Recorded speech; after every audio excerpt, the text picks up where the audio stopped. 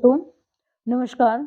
स्वागत है आपका फ़नी एजुकेशनल ट्रिक प्लेटफ़ॉर्म पे, जिसमें हमने लक्ष्य बुक फर्स्ट ग्रेड शुरू कर रखी है, जिसका हम डेली एक जो टॉपिक रिवाइज़ करते हैं, पढ़ते हैं, लाइन टू लाइन। तो इसी क्रम में हमारे 3 टॉपिक हो गए हैं, गुप्त काल, मुगल काल और 1857 की क्रांति। आज हम नया टॉपिक स्टार्ट करेंगे, जिसमें हम भारत के प्रमुख राष्ट्रवादी नेता पढ़ेंगे और line to line tricky method से उनको याद करेंगे। इसलिए आप वीडियो में लास्ट तक बने रहना। स्टार्ट करते हैं। ये हमारा है टॉपिक भारत के प्रमुख राष्ट्रवादी नेता prominent leaders of Indian national movement, जिसमें एक नंबर पे दिया हुआ है लोकमान्य बाल गंगाधर तिलक। तो हम लोकमान्य बाल गंगाधर तिलक जी को पढ़ते हैं। प्रख्यात भारतीय राष्ट्रवादी नेता और विद्वान लोकमान्य बाल गंगाधर तिलक का जन्म महाराष्ट्र के पश्चिमी किनारे पर स्थित रत्नागिरी में चिक्कल गांव में चित्पावन ब्राह्मण परिवार में हुआ था। यानी जो लोकमान्य बाल गंगाधर तिलक है, आज हम लाल पाल और बाल तीनों की हम बात करेंगे जो तिगड़ी मानी जाती है राष्ट्रवादी नेताओं में, तो उनकी हम बात करेंगे। तो लोकमान्य बाल गंगाधर तिलक से हम स्टार्ट करते हैं कि इनका जन्म महाराष्ट्र के पश्चिमी किनारे पर रत्नागिरी में हुआ था। तो ऐसे तो हम जैसे रट्टा लगाएँगे कि पश्चिमी किनारे पे महाराष्ट्र में रत्नागिरी में, तो ऐसे तो याद नहीं होगा। तो हम मैप से याद करेंगे इनको अच्छी तरह से कि महाराष्ट्र में रत्नागिरी कहाँ है और इन्होंने कहाँ से शिक्षा प्राप्त करी, तो वो मैप में कहाँ जगह आती है। तो इस प्रकार से हम मैप से पहले याद कर लेते हैं, फिर है वो बुक में दिया हुआ है उनको पढ़ेंगे। ये हैं लोकमान्य बाल गंगाधर तिलक, जिनका जन्म 1856 में हुआ था। 23 जुलाई 1856। 1856 का मतलब 1857 का जो विद्रोह हुआ था, उससे 1 साल पहले जन्म हुआ था इनका। और 1920 में 1 अगस्त 1920 में 1 अगस्त को आपको पता है कि असहयोग आंदोलन शुरू हुआ था भारत में, तो उसी दिन इनकी मृत्यु हुई थी 1 अगस्त 1920 को। ये वो तीनों नेता हैं जिनकी हम आज बात करने वाले हैं। लाल, पाल और बाल, ठीक है ना? तो ये हमारे जो तीनों नेताएँ हैं, लाला लाजपत राय, बाल गंगाधर तिलक और विपिन चंद्र पाल। विपिन चंद्र पाल हैं, ये लाला लाजपत राय हैं और ये हैं हमारे बाल गंगाधर तिलक। तो ये मैंने इंडिया के मैप में इनके इम्पोर्टेंट फैक्ट लिखे हुए हैं, जो एग्ज़ाम में आते हैं, यानी इम्पोर्टेंट हैं जो। तो ये हमारे दक्षिण में, भारत के दक्षिण में यहाँ पे महाराष्ट्र और महाराष्ट्र के पश्चिम में यहाँ पे है रत्नागिरी। तो रत्नागिरी के चिक्कल गाँव में इनका जन्म हुआ था और इनकी जो जाति थी वो थी चित्पावन ब्राह्मण। कौन-सी जाति थी? चित्पावन ब्राह्मण या फिर कोकणस्थ ब्राह्मण भी कहते हैं उनको, क्योंकि ये महाराष्ट्र राज्य के तटीय क्षेत्र यानी कोकण क्षेत्र में रहने वाला एक हिंदू महाराष्ट्रियन ब्राह्मण समुदाय था। तो उसी ब्राह्मण समुदाय में जो बाल गंगाधर तिलक हैं, उनका जन्म होता है यानी चिक्कल गाँव और चित्पावन ब्राह्मण में। इनके बचपन का नाम केशव था, यानी बाल गंगाधर तिलक हैं, इनके बचपन का नाम क्या था? केशव था। तो हम कैसे याद करेंगे कि बाल बाल का बचपन का नाम क्या था? केशव। और केश किसको कहते हैं? बाल को ही कहते हैं केश। तो बाल के बचपन का नाम क्या था? केशव, यानी केश से याद करेंगे कि केशव नाम था बचपन का। और इन्हें बचपन में प्यार से क्या कहते थे? बाल कहते थे। इनकी जो शिक्षा है बाल गंगाधर तिलक की जो शिक्षा है वो महाराष्ट्र में ही, पुणे में होती है। जो रत्नागिरी के पास ही है महाराष्ट्र में, पुणे में इनकी शिक्षा होती है और यहीं पे इन्होंने 1880 या फिर 1900 में नवीनतम इंग्लिश विद्यालय की जो स्थापना करी थी और एक फर्ग्यूसन कॉलेज है, इसकी स्थापना भी की थी। यानी इन्होंने खुद की शिक्षा भी पुणे से प्राप्त करी और पुणे में ही एक इंग्लिश जो मीडियम विद्यालय है, नवीन इंग्लिश विद्यालय, उनकी भी स्थापना की और फर्ग्यूसन कॉलेज है, उनकी स्थापना में भी इनका महत्वपूर्ण सहयोग रहा था। तो बाल गंगाधर तिलक इम्पोर्टेंट स्थान अपन देखें तो एक तो महाराष्ट्र रत्नागिरी जहाँ पे इनका जन्म हुआ था और दूसरा पुणे में जहाँ पे इन्होंने एक विद्यालय की और कॉलेज की स्थापना की और खुद की शिक्षा भी कहाँ से पुणे से इन्होंने प्राप्त की। तो ये महाराष्ट्र का मैप है, इसमें हम देखते हैं कि यहाँ पे रत्नागिरी है जो महाराष्ट्र के पश्चिमी तट पे आती है, कोकण तट पे रत्नागिरी, और यहीं पे पास में है पुणे। इनके जो बाल गंगाधर तिलक हैं इनके पिता शिक्षक थे, तो इनका ट्रांसफर हो जाता है पुणे में रत्नागिरी से। तो इनका जन्म स्थान रत्नागिरी आता है और इनकी शिक्षा है वो पुणे में। यहीं पे इन्होंने स्कूल और विद्यालय की स्थापना करी। तो हम आगे की जर्नी देखते हैं अभी इनकी। इनके समाचार पत्र हैं, 2 इम्पोर्टेंट समाचार पत्र। एक तो था मराठा और दूसरा था केसरी। तो हम ऐसे याद करेंगे कि महाराष्ट्र से इनका जन्म हुआ था, तो मराठा राज्य कहाँ का था? महाराष्ट्र में। तो मराठा, एक तो मराठा था और दूसरा क्या था? केसरी। तो मराठा जो समाचार पत्र है वो इंग्लिश में लिखा गया था और केसरी जो था वो मराठी में लिखा गया था। यानी मराठा जो था वो अंग्रेजी में और केसरी जो था वो मराठी में।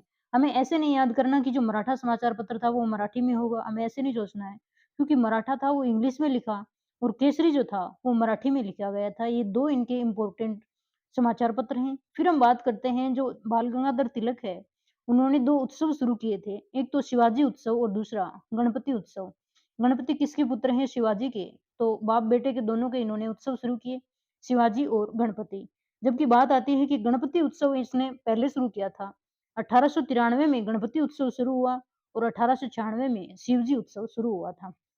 शिवाजी उत्सव शुरू हुआ था। तो 1893 में गणपति उत्सव और 1896 में शिवाजी उत्सव 2 उत्सव शामिल किए इन्होंने। फिर हम बात करते हैं कि 1907 में जब कांग्रेस का अधिवेशन होता है तो कांग्रेस के संग में फूट पड़ती है और गरम और नरम दल में 2 दल बन जाते हैं। तो जिसमें गरम दल था वो बाल गंगाधर तिलक, लाला लाजपत राय और विपिन चंद्र पाल का था। यानी गरम दल का संगठन होता है 1907 में जब कांग्रेस का अधिवेशन होता है। तो जो गरम दल का संगठन करते हैं ये लोग लाल पाल और बाल मिलके 1907 में। फिर हम बात करते हैं कि 1907 में विभाजन होने के बाद में 1908 में इनको गिरफ्तार कर लिया जाता है और 1914 तक यानी 6 वर्ष तक ये जेल में रखा जाता है। इनको ब्रह्मा की मांडले जेल में इनको रखा जाता है। जब ये 6 साल तक जेल में रहते हैं तो वहाँ पे इन्होंने पुस्तक लिखी थी गीता रहस्य। कौन-सी पुस्तक लिखी थी? गीता रहस्य पुस्तक लिखते हैं और इनको कैद किया गया था ब्रह्मा की मांडले जेल में, ठीक है ना? एक बार मांडले जेल में विपिन चंद्र पाल को भी कैद किया जाता है और इनको 6 वर्ष के लिए और उनको 6 महीने के लिए किया जाता है। तो 1908 से 1914 1907 में इन्होंने गरमदल का संगठन किया। 1893 में गणपति उत्सव और 1896 में शिवाजी उत्सव मनाया, ठीक है ना? फिर इनका एक प्रसिद्ध नारा आता है, स्वराज्य मेरा जन्मसिद्ध अधिकार है और मैं इसे लेकर रहूँगा। यानी ये नारा जो है वो बाल गंगाधर तिलक का है कि स्वराज्य मेरा जन्मसिद्ध अधिकार है, मैं इसे लेकर रहूँगा। बाल गंगाधर तिलक का ये नारा है। 1 अगस्त 1920 को इनकी मृत्यु हो जाती है। जब भारत में असहयोग आंदोलन शुरू होता है 1 अगस्त से, उसी दिन इनकी मृत्यु हो जाती है। अब हम ये चित्र में देखते हैं कि यहाँ पे लाल पाल बाल बैठे हुए हैं। यहाँ पे ये मराठा पत्रिका का चित्रण है और ये केसरी का है। तो हम देखते हैं कि जो मराठा है वो इंग्लिश में लिखी हुई है। यहाँ पे हम देखें कि मराठा है वो इंग्लिश में लिखी हुई है और केसरी जो है वो मराठी में लिखी हुई है। तो ये चित्र से हमें अच्छे से याद रह जाएगा। हमें मोस्ट इम्पोर्टेंट फैक्ट है वो मैप से याद कर लिए। अब हम देखते हैं कि इस बुक में क्या-क्या दिया हुआ है अन्य, जिसको हम याद करेंगे। तो प्रख्यात भारतीय राष्ट्रवादी नेता लोकमान्य बाल गंगाधर तिलक का जन्म महाराष्ट्र के पश्चिमी किनारे पर रत्नागिरी में चिक्कल गाँव में चित्तपावन ब्राह्मण हमने देख लिया था कि चित्तपावन ब्राह्मण कौन से होते हैं जो कोंकण तट पे जो महाराष्ट्रीयन ब्राह्मण समुदाय है वो। उनके पिता गंगाधर तिलक एक प्रसिद्ध शिक्षक और संस्कृत विद्वान थे, जबकि इनका पूरा नाम क्या आता है लोकमान्य बाल गंगाधर तिलक। यानी गंगाधर तिलक जो है, लोकमान्य बाल गंगाधर तिलक हैं, वो अपने पिता का नाम भी इसमें शामिल करते हैं गंगाधर तिलक।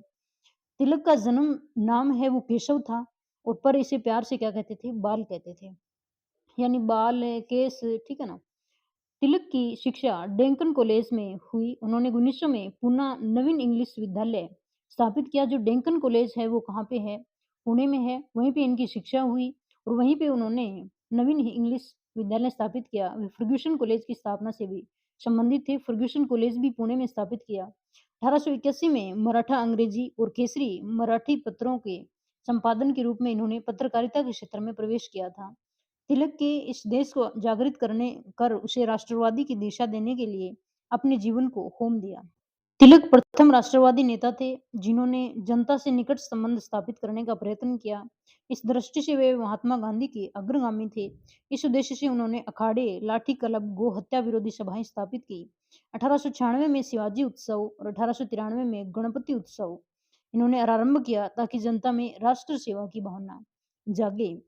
फिर आता है तिलक ने सरकारी नीतियों पर आलोचनात्मक लेख लिखे। उन्होंने पुनश्च हरि ओम आंदोलन शुरू किया था। पुनश्च हरि ओम आंदोलन शुरू किया। वे गरम दल के नेता थे। 1907 में उन्होंने विपिन चंद्र पाल, लाला लाजपत राय के साथ कांग्रेस के अंदर गरम दल संगठित किया था। तिलक के उग्रवादी विचारों के कारण कांग्रेस के सूरत अधिवेशन 1907 में कांग्रेस का विभाजन गरम व नरम दल में हो गया था। जब 1907 में सूरत अधिवेशन होता है तो इनके विचारों में मतभेद हो जाते हैं और कांग्रेस है वो 2 गुटों में बँट जाती है, नरम दल और गरम दल। गरम दल के प्रवर्तक अब आज पढ़ रहे हैं लाल पाल और बाल। उन्हें इस विभाजन का दोषी बनाया माना जाता है। तिलक का मानना था कि केवल प्रस्तावों द्वारा देश की मांगों को ब्रिटिश सरकार द्वारा मनवाना संभव नहीं है। यानी जो नरम दल वाले वो थे, जो जैसे गांधी जी और उनके साथ वाले आते थे, जवाहरलाल नेहरू, तो वो मानते थे कि हम अपनी नीति से मतलब हाथ जोड़ के वैसे अपनी नीति मनवाएँ, और गर्म दर वाले ये मानते थे कि हमें विरोध करना है, ब्रिटिश सत्ता के अगेंस्ट जाना है बिल्कुल, तभी हमारी माँगे हैं वो मानी जाएँगी। इसके लिए अधिक प्रभावोत्पाद रीति से कार्रवाई की जानी चाहिए। उन्होंने भारत में ब्रिटिश नियंत्रण से पूर्णतः मुक्त पूर्ण स्वराज्य की स्थापना की माँग की। तिलक ही प्रथम व्यक्ति थे, तिलक ही जिन्होंने स्वराज्य की माँग स्पष्ट रूप से करी थी। मतलब गरम दल वाले पूर्ण स्वराज्य चाहते थे कि हमारा देश है, हमें चाहिए। और जो नरम दल वाले थे, वो सिर्फ़ उत्तरदायी शासन चाहते थे कि आप चाहे राज करो, हमें हमारे यहाँ है वो उत्तरदायी शासन लौटा दो। तो ये अंतर था इनमें। तो तिलक ने स्वराज्य मेरा जन्मसिद्ध अधिकार है, मैं इसे लेकर रहूँगा, यानी इनकी धारणा सिर्फ़ एक ही थी कि स्वराज्य जो हमारा राज्य है वो हमारा अधिकार है और हम इसे लेके रहेंगे।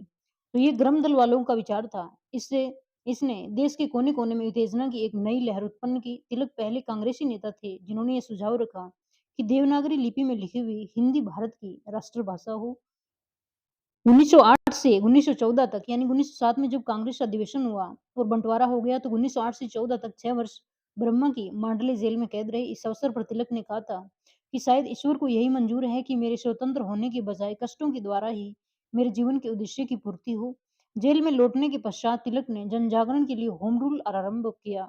यानी जेल से आने के बाद में इन्होंने होम रूल आंदोलन प्रारंभ किया। 1915 से 18 के काल तक पुनः भारत के सबसे प्रभावी नेता रहे थे। यानी 23-24 दिसंबर 1915 को तिलक ने मुंबई, मध्य प्रांत, बरार के राष्ट्रवादियों का एक सम्मेलन पूना में बुलाया। सम्मेलन में होम रूल लीग की स्थापना के औचित्य पर विचार करने लगे। 15 सदस्यीय की एक समिति गठित की गई जिसकी रिपोर्ट राष्ट्रवादियों के बेलगांव सम्मेलन 1916 में पेश की गई। रिपोर्ट में लीग की स्थापना पर जोर दिया गया।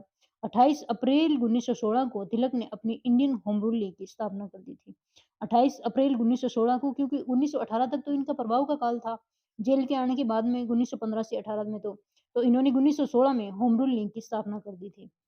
इसके जो जोसेफ बैप्टिस्टा थे, इसके अध्यक्ष थे। होम रूल लीग के जो अध्यक्ष बनाए गए, वो बनाए गए थे बैप्टिस्टा, और तथा एन.सी. केलकर इनके सचिव चुने गए। तिलक लीग के सर्वमान्य नेता थे, लेकिन उन्होंने कोई पद स्वीकार नहीं किया था। इन्होंने जो बाल गंगाधर तिलक हैं, इन्होंने कांग्रेस के किसी सम्मेलन की अध्यक्षता नहीं की थी। यानी किसी भी इन्होंने होम रूल लीग का तो कोई पद स्वीकार नहीं किया था, क्योंकि अध्यक्ष इनको बैप्टिस्टा को बना दिया और सचिव केलकर को बना दिया। लेकिन ये एक फैक्ट ये भी आता है कि कांग्रेस की किसी भी सम्मेलन की अध्यक्षता बाल गंगाधर तिलक ने नहीं की थी। लोकमान्य तिलक भारत सरकार अधिनियम 1919 से संतुष्ट नहीं थे। तिलक सेवा व बलिदान में विश्वास करते थे। उसमें सरकार की सत्ता को चुनौती देने का साहस था। एंग्लो इंडियन नौकरशाही उन्हें विद्रोही समझती थी। सर वेलेंटाइन शिरोल ने उन्हें भारत में अशांति का जन्मदाता कहा है। यानी वेलेंटाइन शिरोल इतने अशांत हो गए थे इनसे, ठीक है ना? कि इन्होंने बाल गंगाधर तिलक के लिए कहा कि ये भारत में अशांति का जन्मदाता है। यानी अंग्रेजों की नाक में दम कर दिया था इन्होंने। भारत में अशांति का जन्मदाता कौन कहते हैं? वैलेंटाइन कहते हैं। ब्रिटिश प्रभुत्व का घोर विरोध करने होने के कारण उन्हें अपने जीवन का एक बड़ा भाग ब्रिटिश जेलों में बिताना पड़ा। परंतु इससे उनका आत्मबल तोड़ा नहीं जा सका। तिलक प्रकांड विद्वान भी थे। Arctic home of the Aryans and Gita Rahasya, इनकी 2 पुस्तकें हैं। गीता रहस्य हमें पता है कि इन्होंने मांडले जेल में लिखी थी। 1 अगस्त 1920 को उनकी मृत्यु हो जाती है। जो तिलक की मृत्यु होने पर गांधी जी ने एक टिप्पणी करी थी कि मेरा सबसे मजबूत बचाव चला गया। ये बात गांधी जी ने कही थी जब तिलक की मृत्यु हुई थी 1 अगस्त 1920 को। उस टाइम गांधी जी जो है असहयोग आंदोलन शुरू कर रहे थे। तो उसी दिन इन्होंने कहा था कि आज मेरा सबसे मजबूत बचाव चला गया। हम स्टार्ट करते हैं दूसरे राष्ट्रवादी नेता, भारत के जो राष्ट्रवादी नेताओं में प्रमुख लाला लाजपत राय। 28 जनवरी 1865 को इनका जन्म हुआ था और 17 नवंबर 1928 को इनकी मृत्यु हो जाती है। और इनकी जो मृत्यु होती है वो साइमन कमीशन के विरोध में होती है 17 नवंबर 1928 को, क्योंकि इन्होंने साइमन कमीशन का विरोध किया था लाहौर में और इनके ऊपर अंग्रेजों के द्वारा डंडे बरसाए गए थे, जिसके कारण वो कुछ दिन घायल रहते हैं और बाद में इनकी मृत्यु हो जाती है। तो हम बात करते हैं लाला लाजपत राय की, पंजाब केसरी, शेर पंजाब उपनामों से, क्योंकि इनका जन्म पंजाब के लुधियाना में होता है। तो हम वैसे ही मैप में इनके इम्पोर्टेंट फैक्ट याद करते हैं। तो ये एक चित्र है जिसको हम पहले देख लेते हैं। ये यहाँ पे लाला लाजपत राय हैं, यहाँ पे अंग्रेज़ हैं वो डंडे बरसा रहे हैं। साइमन गो बैक के यहाँ पे नारे लग रहे थे लाहौर में, उसमें लाला लाजपत राय अगेंस्ट होकर अंग्रेज़ों का विरोध कर रहे थे। ये साइमन कमीशन का ही एक फ़ोटो है जिसमें ये सर जॉन साइमन हैं जो साइमन कमीशन के अध्यक्ष थे। और भारत में साइमन कमीशन है वो 28 फरवरी को आता है, जिसका संपूर्ण देशवासियों ने काले झंडे फहरा के बॉम्बे में विरोध किया गया था। तो सबसे पहले ये बॉम्बे पहुँचते हैं, वहाँ पे इनका विरोध किया जाता है। बाद में जब लाहौर जाते हैं तो लाला लाजपत राय वाली घटना होती है वहाँ पे। तो अब देखते हैं मैप में कि इनका जन्म है वो लुधियाना पंजाब में, यहाँ पे लुधियाना पंजाब में इनका जन्म होता है। हिसार में इनके पास ही हिसार हरियाणा में इन्होंने शिक्षा प्राप्त की। ठीक है ना? फिर हम ये जो लाला लाजपत राय हैं वो लाहौर चले जाते हैं, ठीक है ना? लाहौर चले जाते हैं और वहीं पे इनकी जो है वो घायल होते हैं और फिर इनकी डेथ होती है। यानी जो लाला लाजपत राय हैं उनकी उपनाम है पंजाब केसरी क्योंकि इनका जन्म पंजाब में और शेर-ए-पंजाब यानी पंजाब के शेर के नाम से ये जाने जाते हैं। तो हम बात करते हैं कि इनका धर्म कौन-सा था, तो ये आर्य समाजी थे और दयानंद सरस्वती से प्रेरित थे। आर्य समाज के जो संस्थापक थे वो दयानंद सरस्वती थे और ये आर्य समाज में ज़्यादा रुचि रखते थे। तभी इन्होंने लाहौर में दयानंद सरस्वती के नाम से दयानंद जो है वो वैदिक कॉलेज स्थापित किया था। दयानंद एंग्लो वैदिक कॉलेज स्थापित किया इन्होंने लाहौर में। फिर हम बात करते हैं कि जब साइमन कमीशन है वो लाहौर पहुँचता है, तो इन्होंने विरोध किया और विरोध में जब लाठीचार्ज किया गया, तो इन्होंने बोला कि मेरे शरीर पर किया गया एक-एक लाठी का प्रहार ब्रिटिश साम्राज्य के ताबूत में कील साबित होगा। ठीक है ना? यानी साइमन कमीशन 1928 को आता है और इनका जन्म 1865 को होता है। यानी जब ये जो विद्रोह में थे, उसमें इनकी आयु 63 वर्ष की थी। तो 63 वर्ष का आदमी कितनी देर तक लाठीचार्ज सहन करेगा? तो इतनी गंभीर रूप से घायल हो गए थे और ये बात थी 30 अक्टूबर 1928 की। कब की? 30 अक्टूबर 1928 की, जबकि इनकी मृत्यु होती है 17 नवंबर 1928, ठीक है ना? 17 दिन के बाद में 17 दिन के बाद में घायल होने के बाद इनकी मृत्यु हो जाती है। फिर जो सैंडर्स था, जिन्होंने ये लाठीचार्ज करवाया था अंग्रेज़ अधिकारी, उनकी हत्या की जाती है। 1 महीने के बाद में जो सैंडर्स है, उनसे बदला ले लिया जाता है। जो लाला लाजपत राय की मृत्यु का 17 दिसंबर 1928 को सैंडर्स की भी हत्या कर दी जाती है। यानी लाला लाजपत राय का बदला 1 महीने के अंदर-अंदर ले लिया जाता है क्रांतिकारियों के द्वारा। तो ये तो बात थी साइमन कमीशन की। अब हम बात करते हैं इनके द्वारा लिखे हुए दैनिक पत्र और साप्ताहिक पत्रों की। दैनिक पत्रों में 2 पत्र आते हैं, एक तो पंजाबी और दूसरा आता है वंदे मातरम, ठीक है ना? और दोनों लिखे गए थे उर्दू भाषा में। पंजाबी और वंदे मातरम जो इनके दैनिक पत्र थे जो डेली छपते थे और जो द पीपल था, वो अंग्रेज़ी में लिखा जाता था और वो साप्ताहिक था यानी सप्ताह में 1 बार आता था। पंजाबी, वंदे मातरम और साप्ताहिक। अन्य पुस्तकों में या फिर अन्य रचनाओं में इनके आते हैं महान अशोक, छत्रपति शिवाजी, यंग इंडिया, श्री कृष्ण और उनकी शिक्षाएँ, unhappy India, will to freedom और आर्य समाज इनकी पुस्तकें हैं। यानी महान अशोक जो सम्राट अशोक था उनके बारे में, छत्रपति शिवाजी थे उनकी पुस्तक लिखी, यंग इंडिया लिखी यानी खुद तो क्या थे बेचारे बूढ़े थे लेकिन पुस्तक कैसी लिखी यंग इंडिया। श्री कृष्ण और उनकी शिक्षा, ठीक है ना? Unhappy India, will to freedom जो नाखुश भारत है, वो क्या चाहता है? अपनी फ्रीडम चाहता है और आर्य समाज क्योंकि ये आर्य समाज से बिलॉन्ग करते थे, ये आर्य समाज को मानते थे। ठीक है ना?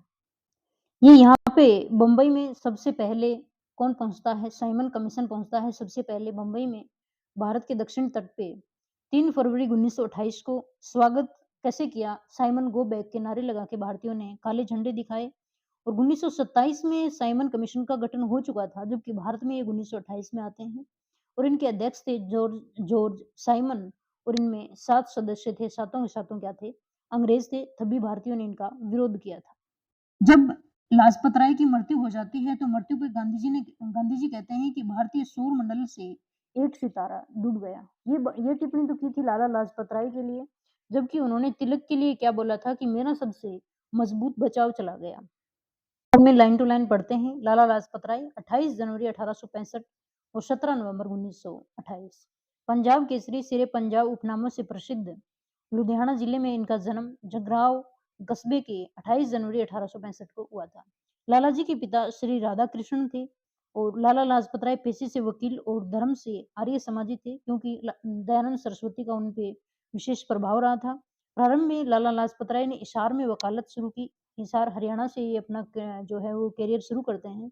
उन्होंने हिसार में आर्य समाज की शाखा भी स्थापित की, संस्कृत विद्यालय भी स्थापित किया। उन्होंने अछूतोद्धार का कार्य भी किया। शीघ्र ही वे लाहौर चले गए। लाला लाजपत राय ने लाहौर में एक कॉलेज खोला, जिसका नाम दयानंद एंग्लो वैदिक कॉलेज रखा गया। लाला ने अकाल पीड़ितों की सहायतार्थ भी महती कार्य किया। लाला लाजपत राय बड़े क्रांतिकारी विचारों के थे। वे बहुत ही निडर और साहसी व्यक्ति थे। अपने आदर्शों के लिए मर मिटने का आत्मबल रखते थे। उन्होंने पंजाबी वंदे मातरम और एक अंग्रेजी पत्र द पीपल प्रारंभ किया था। राजनीति में वे उग्रवादी विचारों के थे। वे त्रिमूर्ति लाल पाल बाल, जिन्होंने उग्रवादी दल संगठित किया, की एक कड़ी थे। उन्होंने 18 माह तक मांडले जेल में कैद रखा गया। वे अच्छे लेखक भी थे। उन्होंने महान अशोक, श्री कृष्ण और उनकी शिक्षाएं, छत्रपति शिवाजी आदि कई पुस्तकें लिखी। उनकी पुस्तकों में इटली के देशभक्तों में मेजिनी और गैरिबाल्डी की जीवनियां भी शामिल हैं। जो इटली के देशभक्त माने जाते हैं, मेजिनी और गैरिबाल्डी, उनकी जीवनियां भी इन्होंने लिखी थी। वे अंग्रेजी के अच्छे विद्वान थे, लेकिन पुस्तकें उर्दू में लिखते थे। इनका उद्देश्य साधारण जनता में देशभक्ति का प्रचार करना। मांडले से लौटकर उन्होंने वकालत छोड़ दी और अपना सारा समय देश सेवा में लगा दिया। यंग इंडिया तथा unhappy India will to be freedom इनकी पुस्तकें प्रमुख पुस्तकें थी। अपने जीवन के अंतिम दिनों में उन्होंने सर्वेंट्स ऑफ पीपल सोसाइटी की स्थापना की। उन्होंने लाहौर में नेशनल कॉलेज और तिलक स्कूल ऑफ पॉलिटिक्स स्थापित किए। 1920 में वे कांग्रेस के कलकत्ता में वे अधिवेशन में अध्यक्ष चुने गए थे, और जबकि तिलक ऐसे थे जो किसी भी अधिवेशन के अध्यक्ष नहीं चुने गए थे। सन 1928 में साइमन कमीशन भारत आया था और कांग्रेस ने इस अधिवेशन का बायकॉट किया और इसके विरुद्ध देश भर में प्रदर्शन हुए थे। कमीशन जहां भी गया, उनका काली झंडियों से स्वागत हुआ। जब ये कमीशन लाहौर पहुंचा तो स्टेशन पर हजारों लोगों की भीड़ थी और लोग साइमन कमीशन वापस जाओ के नारे लगा रहे थे। लाला लाजपत राय इस प्रदर्शन के नेता थे। पुलिस ने भीड़ को तितर-बितर करने के लिए लाठीचार्ज किया। लाला जी सबसे आगे थे, इसलिए कई लाठियां एकदम उनकी छाती पे लगी। इस पर गर्जना करते हुए पंजाब केसरी लाला ने कहा कि मेरी छाती पर हुआ एक एक वार भारत में ब्रिटिश साम्राज्य की काठी में एक एक कील साबित होगा। यानी जैसे जैसे मेरी लाठियां लगी है ना, वैसे वैसे ब्रिटिश साम्राज्य में जो है वो एक एक कील लगेगी। लाठियों के वार से वे गंभीर रूप से घायल हुए गए थे। घायल कब हुए थे? 30 अक्टूबर को, और 17 नवंबर 1928 को इनकी 17 दिन के बाद में मृत्यु हो गई थी। ब्रिटिश लाला लाजपत राय जनता की बहुमुखी अर्थात शैक्षणिक, सामाजिक, आर्थिक, राजनीतिक उत्थान में विश्वास रखते थे। उन्होंने इस उद्देश्य की पूर्ति के लिए अथक प्रयास किया, कार्य किया। वे आत्म बलिदान, आत्म त्याग की भावना की मूर्ति थे। उन्होंने अंग्रेज रुष्ट न हो जाएं, इस डर को भारतीयों के मन से निकाल दिया, क्योंकि पहले जो जनता डरती थी कि अंग्रेज कहीं रुष्ट हो गई तो हमें सजा देंगे या फिर कोई कानून लागू कर देंगे, तो वो डर है वो लाला लाजपत राय ने खत्म कर दिया था। वे सच्चे राष्ट्रवादी थे। महात्मा गांधी ने इनकी मृत्यु पर कहा कि भारतीय सौरमंडल से एक तारा डूब गया। गांधी जी ने हर बार कोई ना कोई डायलॉग तो बोला ही है। फिर ये है विपिन चंद्र पाल, 7 नवंबर 1858, यानी क्रांति के एक साल बाद में, और क्रांति से एक साल पहले जन्म किसका हुआ था? बाल गंगाधर तिलक का। और एक साल बाद में जन्म किसका हुआ? विपिन चंद्र पाल का, 1858 में। और इनकी मृत्यु हुई थी 1932 में। लाल पाल बाल की तिगड़ी ने भारतीय को स्वतंत्रता आंदोलन की बुनियाद तैयार करने की प्रमुख भूमिका निभाई थी। तो ये है विपिन चंद्र पाल। तो पहले इनके इंपॉर्टेंट फैक्ट हैं वो हम मैप से याद करते हैं।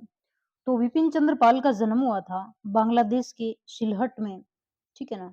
बांग्लादेश के सिलहट में, और इन्होंने पढ़ाई करी थी, शिक्षा करी थी अपनी कलकत्ता में, यानी पश्चिम बंगाल में। तो इन्होंने 1905 में जब बंगाल विभाजन हुआ था, उसमें भी विरोध जाहिर किया था बहुत ज़्यादा, जिससे इनको प्रसिद्धि मिली थी। और जब हम लाल पाल की बात करते हैं, तो हम देखते हैं कि बाल गंगाधर तिलक का जन्म होता है दक्षिण में, यानी दक्षिण भारत में, महाराष्ट्र में। और जो लाला लाजपत राय हैं, उनका जन्म होता है उत्तर में, पंजाब में, और इनका जन्म होता है पूर्व में, यानी सिलहट, पश्चिम बंगाल में। यानी 3 दिशाओं से आते हैं तीनों, ठीक है ना? तो अब हम स्टार्ट करते हैं कि इनके उपनाम में आता है एक तो प्रचंड राष्ट्रवाद का पैगंबर, है ना? प्रचंड राष्ट्रवाद का पैगंबर। फिर नाम दूसरा है इनका father of revolutionary thought in India, यानी भारत में क्रांतिकारी विचार के जनक। ये विपिन चंद्र पाल को कहा जाता है कि प्रचंड राष्ट्रवाद के पैगंबर थे ये, और भारत में क्रांतिकारी विचार के जनक थे। अब इनका जन्म हमने देखा सिलहट बांग्लादेश में होता है, और इनकी शिक्षा कलकत्ता में, क्योंकि पास में ही कलकत्ता, पश्चिम बंगाल, और इनका जो धर्म था वो धर्म समाजी ये ब्रह्म समाजी बने थे और ब्रह्म समाजी ये बने थे केशव चंद्र सेन के व्याख्यान सुन के। जो ब्रह्म समाज के जो थे अध्यक्ष थे केशव चंद्र सेन, उनसे प्रेरित होके इन्होंने ब्रह्म समाज धारण किया था। जबकि हम देखते हैं कि बाल गंगाधर तिलक थे वो ब्राह्मण थे और जो लाला लाजपत राय थे, उन्होंने आर्य समाज धारण किया था और इन्होंने ब्रह्म समाज। इनकी एक पत्रिका है वो इंग्लैंड से छप के आती है, यानी इंग्लैंड में छपी थी जो इंग्लैंड हाउस से, तो उनका नाम था स्वराज्य पत्रिका। उनका नाम क्या था? स्वराज्य पत्रिका, जो प्रमुख पत्रिकाओं में आती है, स्वराज्य पत्रिका। अन्य पत्रिकाओं की हम बात करें तो Vande Mataram, परिदर्शक, new India, young India किसकी थी? लाला लाजपत राय की। न्यू इंडिया किसकी है? विपिन चंद्र पाल की। और इनके समाचार पत्र हैं Bengal publican, opinion, Lahore tribune, the new India और द हिंदू रिव्यू। तो अब हम बुक में देखें कि इनके बारे में क्या दिया हुआ है। महात्मा गांधी से पहले भारत के प्रधान नेता लोकमान्य बाल गंगाधर तिलक थे। ठीक है ना? कि महात्मा गांधी का जब प्रभुत्व स्थापित हुआ था, तो उससे पहले लोकमान्य बाल गंगाधर तिलक ही वो सबसे जो प्रधान नेता माने जाते थे। उनके नाम के साथ 2 नाम और जुड़े थे और यह तिकड़ी लाल बाल पाल के नाम से मशहूर थी। बाल से तात्पर्य बाल गंगाधर तिलक, लाल से तात्पर्य लाला लाजपत राय और पाल से विपिन चंद्र पाल। विपिन चंद्र पाल का जन्म 1858 में हुआ। उनके पिता अच्छे वकील थे। विपिन चंद्र मैट्रिक तक सिलहट में ही पढ़े थे। मैट्रिक तक वो वहीं पढ़े थे सिलहट में अपनी जन्मभूमि पे। उसके बाद इन्होंने उच्च शिक्षा है वो कलकत्ता से ली। ये ब्रह्म समाजी नेता श्री केशव चंद्र सेन के व्याख्यान सुनकर वे सनातन धर्म को छोड़कर ब्रह्म समाजी बन गए थे। इन्होंने सनातन छोड़ दिया था और सनातन पे इन्होंने बुक भी लिखी थी। उस बुक का नाम था द रिव्यू हिंदू, है ना? फिर हम बात करते हैं आगे इनकी, तो वे एक प्रसिद्ध वक्ता भी थे। इन्होंने इंग्लैंड में रहकर स्वराज्य नामक एक पत्रिका निकाली। जब वे भारत लौटे तो उन्होंने न्यू इंडिया नाम से एक अंग्रेजी साप्ताहिक चलाया। बंग भंग और स्वदेशी आंदोलन के जमाने में विपिन चंद्र पाल बड़े जोरों से काम करते रहे, क्योंकि 1905 में बंगाल में विभाजन किया था लॉर्ड कर्जन ने, तो उसके अगेंस्ट इन्होंने काम किए। बंग भंग आंदोलन को एक प्रभावी आंदोलन बनाने में उनके योगदान के लिए उन्हें स्मरण किया जाता है। उन्होंने कई पुस्तकें लिखी। वे भारतीय सभ्यता, संस्कृति के अच्छे विद्वान थे। 10 मई 1932 को उनका देहांत हो जाता है। Vipin Chandra Pal, father of revolutionary thoughts in India, यानी भारत में क्रांतिकारी विचारों के जनक नाम से प्रसिद्ध थे। विपिन चंद्र पाल के प्रमुख नेता शिवनाथ शास्त्री से निकट संबंध थे। वे शिवनाथ के इन विचारों से प्रभावित थे कि राजनीतिक स्वतंत्रता सामाजिक स्वतंत्रता के बिना असंभव है। स्वशासन प्राप्त करने के लिए सामाजिक ऊंच नीच, धार्मिक बुराइयां समाप्त होनी चाहिए। वे भारत में विदेशी पूंजी के निवेश के विरुद्ध थे। उनका उपयोग चाय, कॉफी, नील की खेती और खनिज उद्योग में होता था। वे इसे न केवल आर्थिक अपितु राजनीतिक खतरा भी मानते थे। किसको? विदेशी पूंजी को। और सक्रिय राजनीति में उनका योगदान अल्पकाल के लिए ही रहा था। तो ये हमने लाल पाल भाल का आज है वो लाइन टू लाइन विश्लेषण कर लिया और याद भी कर लिया। कल हम आगे वाले जो राष्ट्रवादी नेता पढ़ेंगे, जैसे बंकिम चंद्र चटर्जी है, रास बिहारी बोस है, भगत सिंह है, सुखदेव है, राजगुरु है। तो ओके, जय हिंद।